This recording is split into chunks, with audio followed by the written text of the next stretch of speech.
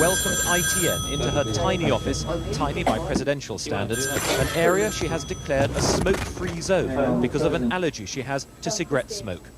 She works under a portrait of her assassinated husband and herself. She still wears her campaign colour yellow, even her glasses are yellow. In her first interview for British television, she talked about herself and the presidency. Mrs. President, John Suchet from ITN London. May I first of all congratulate you on behalf of the British public? Well, thank you. How do you want your people to call you? Mrs. President, Madam President, or Cory? Well, to my very good friends, I've told them just continue calling me Cory.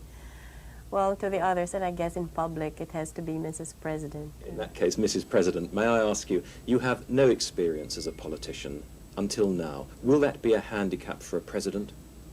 I guess in a way it would be, but then at the same time, where the people are just so wary of the professional or traditional politicians, it could be a plus on my side. So there are two different ways of looking at it. And what might your husband have thought if he was alive today?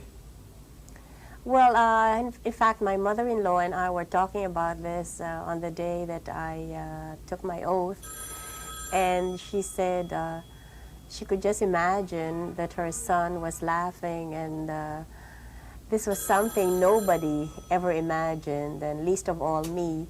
And definitely when we were in the United States, living in exile there, I would ask my husband, so what happens, later on if, something happens to you, who takes over? And he would always say, well, there are many people who will take over, and he would repeat this to his sisters and also to our friends. And I'm sure he never ever thought that his own wife would someday be president. What galvanized you? What made you give up a private life for this? Well, I remembered what my husband said, that if there is something you can do and you do not do it, then the rest of your life you will regret not having done this.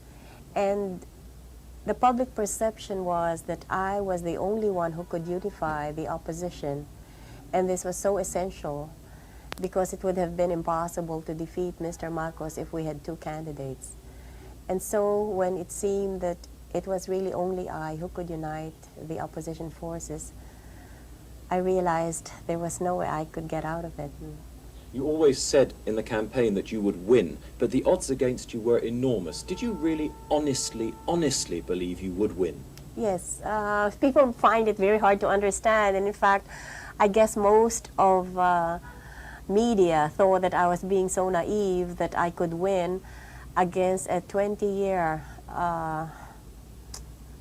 dictator who had all of the powers.